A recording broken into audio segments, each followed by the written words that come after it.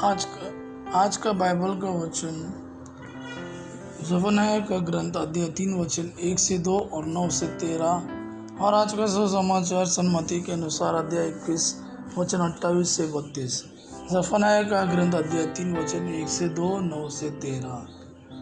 उस विद्रोही दूषित और कठोर हृदय नगर को धिक्कार। उसने न तो कभी प्रभु की वाणी पर ध्यान दिया और न कभी उसकी चेतावनी ही स्वीकारी। उसने कभी प्रभु पर भरोसा नहीं रखा, वह कभी उसकी शरण में नहीं गया। मैं लोगों के होंठ फिर शुद्ध करूंगा, जिससे वे सब के सब प्रभु का नाम ले और एक हृदय होकर उसकी सेवा करें।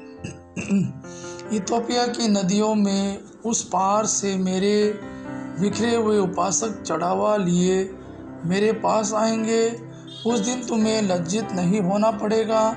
तुम्हारे बीच मेरे विरुद्ध कोई पाप नहीं किया जाएगा, क्योंकि मैं तुम लोगों में से ढींग हाँकने वाले अहंकारियों को दूर करूंगा।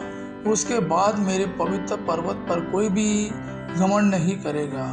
मैं तुम लोगों के देश में एक विनम्र एवं दीन प्रजा को छोड़ दूंगा। जो इज़राइल में रह जाएंगे वे प्रभु के नाम की शरण लेंगे। वे अधर्म नहीं करेंगे, झूठ नहीं बोलेंगे और छल कपट की बातें नहीं करेंगे। वे खाएंगे पिएंगे और विश्राम करेंगे, और कोई भी उन्हें भयभीत नहीं करेगा। आज का सुसमाचार सन्मति के अनुसार अध्याय 21 वचन 28 से 32। यीशु ने महायाजकों और जनता के नेताओं से कहा, तुम लोगों का क्या विचार है? किसी मनुष्य के 2 पुत्र थे। उसने पहले के पास जाकर कहा, बेटा जाओ, आज दाखबारे में काम करो। उसने उत्तर दिया, जी हाँ पिताजी, किंतु वह गया नहीं।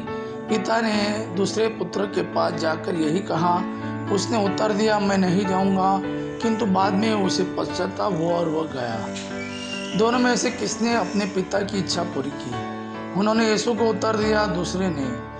इस पर यीशु ने उनसे कहा, मैं तुम लोगों से कह देता हूँ, नाकेदार और वेश्याएं तुम लोगों से पहले ईश्वर के राज्य में प्रवेश करेंगे। यूहन्ना तुम में धार्मिकता का मार्ग दिखाने आया और तुम लोगों ने उस पर विश्वास नहीं किया, परंतु नाकेदारों और वेश्याओं ने उस पर विश्वास किया। यह देखकर तुम्हें बाद में भी पश्चाताप नहीं हुआ और तुम लोगों ने उस पर विश्वास नहीं किया। यह प्रभु का वाणी है। प्रभु को धन्यवाद। आबा पिता की महिमा और पुत्र यीशु का प्रेम आप पर सदा सर्वदा बना रहे। आमीन।